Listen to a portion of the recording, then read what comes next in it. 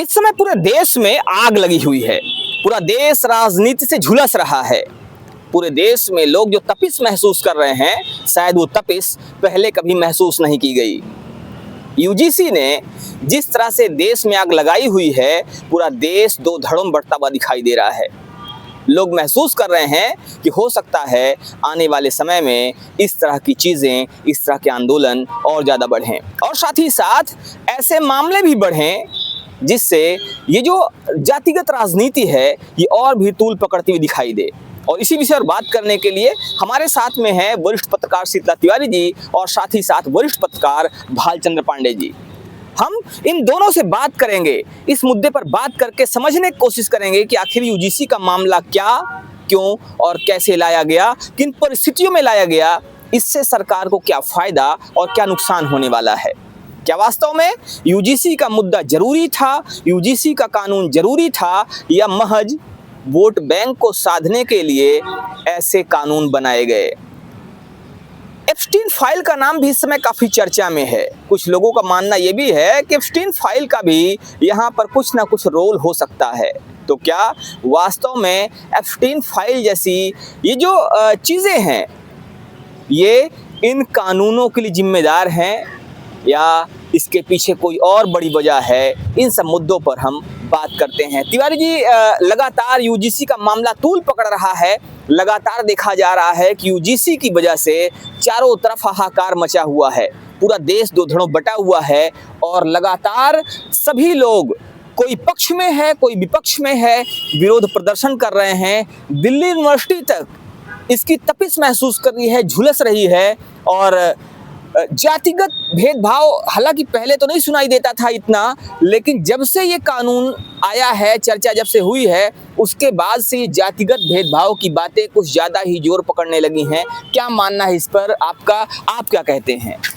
दरअसल सबसे पहले हमारे बहुत भाइयों को प्रणाम, नमस्कार। मेन चीज पांडे जी, इसमें यूजीसी को लेकर के अगर हम बात करें, अगर बड़ी हस्तियों की बात करें, बड़ी हस्तियों का मतलब यह है कि राजनीति की हम बात कर रहे हैं। राजनीति में जो बड़े लोग हैं अभी वो बचते नजर आ रहे हैं। बचने का मतलब यह है कि देखिए, अखिलेश यादव भी जो है खुलकर तो हमारे हिसाब से अभी आए नहीं है, लेकिन उनके जो कुछ समर्थक हैं, उनके जो विधायक हैं, एक आपने नाम सुना होगा, पल्लवी पटेल का नाम आया है। पल्लवी पटेल ने आरोप लगाया कि पुलिस ने हमारी चोटी खींची, क्या हुआ, मतलब जो है तमाम जो है वह भी पहुंची थी उसमें, प्रदर्शन वह भी कर रही हैं। और भीम आर्मी के संस्थापक यानी चंद्रशेखर रावण तो खुल के आए हैं। उन्होंने पहले भी हाई कोर्ट, सुप्रीम कोर्ट ने जब स्टे दिया था उसके पहले ही उन्होंने कह दिया था कि अगर सरकार ने कानून वापस लिया या अगर इस तरीके के स्टे की बात अगर कुछ आएगी तो हमारे जितने भी कार्यकर्ता हैं सब सड़कों पर उतरेंगे, यानी हमें जो है समर्थन चाहिए, मतलब हमको चाहिए यूजीसी। अब वही जो है, जहां एक और सरकार की मंशा जो थी पांडे जी, उसकी मंशा ये थी कि कॉलेज कैंपस में जो है समानता लाने के लिए, यानी अब इसमें सीधे सीधे यूजीसी में जो सवर्ण है, कुल मिला के जो आंदोलन कर रहे हैं, तो अब सवर्ण यानी एक तो पांडे जी 1585, अब समझ में नहीं आ रहा है कि ये 1585 को मारेगा कि 85-15 को मारेगा, ये समझ में नहीं आ रहा है।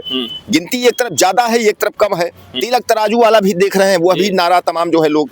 अब इसमें जो है जो बड़े लोग हैं, अभी हाल कर जो है Brajesh Pathak deputy CM UP के हैं, उनसे भदोही में एक पत्रकार जो है पांडे ने चर्चा किया। हालांकि पहले किसी की हिम्मत नहीं पड़ी, भाई सीएम है यूपी के, तो पूछने की उन्होंने पूछ ही लिया कि आप जो है ब्राह्मणों के बड़े नेता हैं, मुख्यमंत्री पद पे हैं, तो यूजीसी में आपका क्या है? अब वो यूजीसी का सवाल कर रहे हैं, वो जवाब जो है एसआईआर का दे रहे हैं। बोले एसआईआर का सर अभी हमारी व्यवस्था चल रही है, सब जो है, और कह करके निकल लिए। यानी पांडे जी कहीं ना कहीं जो है पल्ला लोग जो झाड़ रहे हैं, और खासकर सत्ता पक्ष के लोग कुछ भी नहीं बोलना चाहते हैं। और सबसे बड़ी बात यह है कि जो हमारे ब्राह्मण विधायक हैं या ब्राह्मण ठाकुर यूजीसी मतलब सवर्ण में जो भी हैं, तो जो विधायक हैं, सांसद हैं, जो लोग भी हैं, वह इस बात से बोलने से कतरा रहे हैं।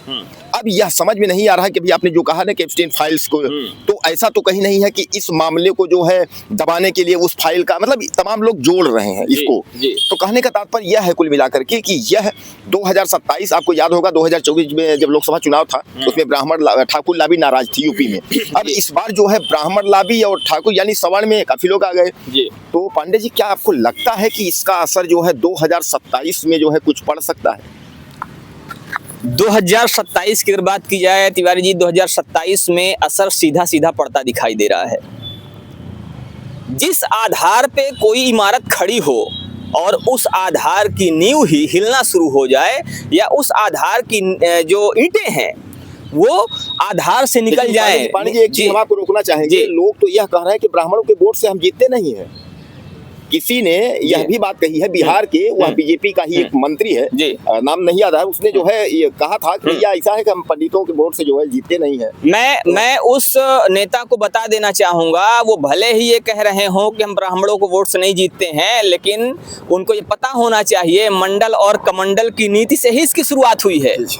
और अगर वो ये मानते हैं कि ब्राह्मणों को वोट से नहीं जीतते हैं, तो ये भी जान लें कि 2027 में उनके लिए नाको चने चबाने जैसा हो जाएगा, क्योंकि जो स्थिति बनी हुई है इस समय, अगर आप ये मानते हो कि ब्राह्मण जो है वो समर्ण है, अगर आप ये मानते हो कि वो सबसे ज़्यादा बुद्धिमान है, जिसकी वजह से उसको रेस का घोड़ा माना जा रहा है और उसको रोकने के लिए तरह तरह के हथकंडे अपनाए जा रहे हैं, तो कोई ना कोई बात तो ज़रूर है जिसकी वजह से आपको इतने ज़्यादा षड्यंत्र करने पड़ रहे हैं। और जहाँ तक बात रही ब्राह्मणों के वोट से जीतने की ना जीतने की, 2027 में जब चुनाव आएगा, अगर वो कहाँ के हैं हम तो नहीं जानते, आप जैसा बता रहे हैं जहाँ के भी नेताजी हों, लेकिन जब भी चुनाव आएगा तो अगर यही बात वो चुनाव के समय कहें, तब ये माना जाए कि हाँ वास्तव में नेताजी अच्छे वाले नेता हैं। नहीं तो फिर ये तो बात वही हुई कि जैसे कहा जाता है नेतागिरी में कि अभी कुछ और बाद में कुछ और। खैर हम कुछ ज़्यादा इस पे बात नहीं करना चाहेंगे, कहना नहीं चाहेंगे, लेकिन आने वाले समय में जो मुश्किलें हैं बढ़ती हुई दिखाई दे रही हैं, और हो सकता है कि 2027 की राह उत्तर प्रदेश में आसान नहीं होगी।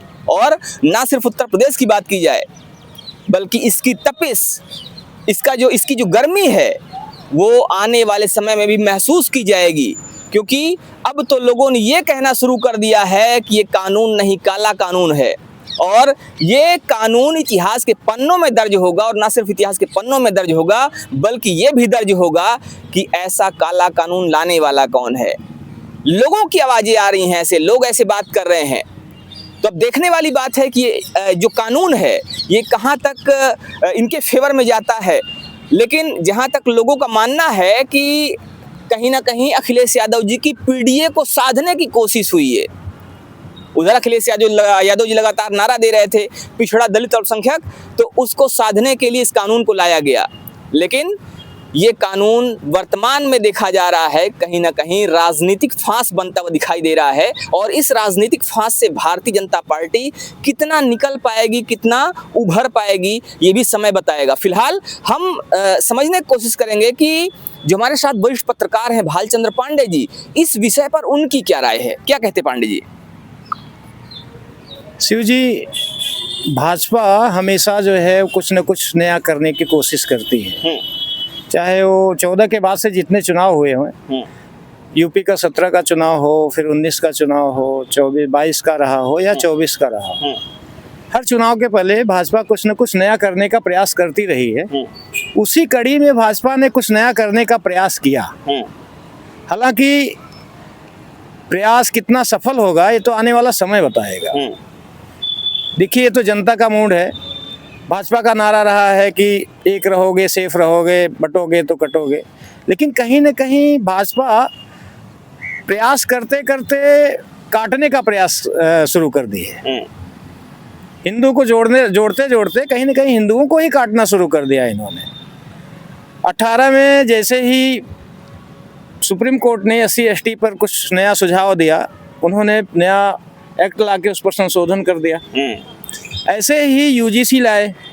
अगर इतनी तन्मयता से ये UGC एक्ट पर भी विचार करते तो लगता कि नहीं इन्होंने कुछ नया किया है या सर्व समाज के लिए किया है। ये कहीं ना कहीं अपना जो वोट बैंक खिसकता हुआ दिख रहा है सवर्ण का, उसको बैलेंस बनाने के चक्कर में, OBC को खुश करने के चक्कर में एक सोची समझी रणनीति के तहत हो सकता है लाया हो। अब ये कितना सफल होगा आने वाला समय बताएगा, सुप्रीम कोर्ट के निर्णय बताएंगे, क्योंकि इस पर तो अभी जितने बड़े बड़े नेता हैं कुछ बोलने को तैयार नहीं है, खास करके बीजेपी के बड़े नेता। छुटभैया जो भी अपना बयान दें वो अलग बात है, बाकी बड़ी लीडरशिप इस समय मुंह खोल नहीं रही है। रही बात विपक्ष की नेताओं की, तो वो भी बड़े बड़े नेता अपना कुछ अभी तक पत्ता खोल नहीं रहे हैं, केवल ये है कि जो अन्याय होगा वो कुछ लोग हैं जो खुल के तो नहीं बोल रहे हैं, लेकिन कुछ दबे जबान बोल रहे हैं। अभी जैसे ओवैसी ने कहा है कि ओवैसी ने खुल के यूजीसी एक्ट 26 के पक्ष में बोला है, चंद्रशेखर ने खुल के पक्ष में बोला है, अपना पत्ता खोल दिया है। लेकिन बड़े बाकी और जो विपक्षी नेता हैं, चाहे वो सपा के हों, चाहे वो कांग्रेस के हों, या दक्षिण के ढेर सारी पार्टियां हैं, ममता बनर्जी हैं, ये सब अभी इस पर कुछ बोलने के लिए तैयार नहीं है, क्योंकि 19 मार्च इसके लिए बहुत मायने रखता है। उस दिन क्या निर्णय होता है वो बहुत कुछ इस पर जो है वो अपना प्रकाश डालेगा। तो सबका साथ सबका विकास, बटोगे तो कटोगे, ये वो नारे हैं जिन्होंने कहीं ना कहीं पूरे देश का ध्यान आकर्षित किया था। ये वो नारे हैं जिसके माध्यम से भारतीय जनता पार्टी एकता की बात करती थी, हिंदुत्व की बात करती थी। लेकिन यूजीसी कानून की चर्चा होने के बाद से, यूजीसी कानून लागू होने के बाद से अब इस विषय पर प्रश्न खड़े होने लगे हैं, इस बात पर प्रश्न खड़े होने लगे हैं कि वास्तव में क्या ये हिंदू की राजनीति हो रही थी, हिंदुत्व की राजनीति हो रही थी, या ये हिंदुओं को तोड़ने की राजनीति शुरू हो गई है। फिलहाल इस पर तरह तरह के सवाल खड़े किए जा रहे हैं, लेकिन आपका क्या मानना है? आप भी इस पर अपनी राय जरूर दीजिएगा। बने रहिए हमारे साथ खबरों अपडेट के लिए। जय हिंद।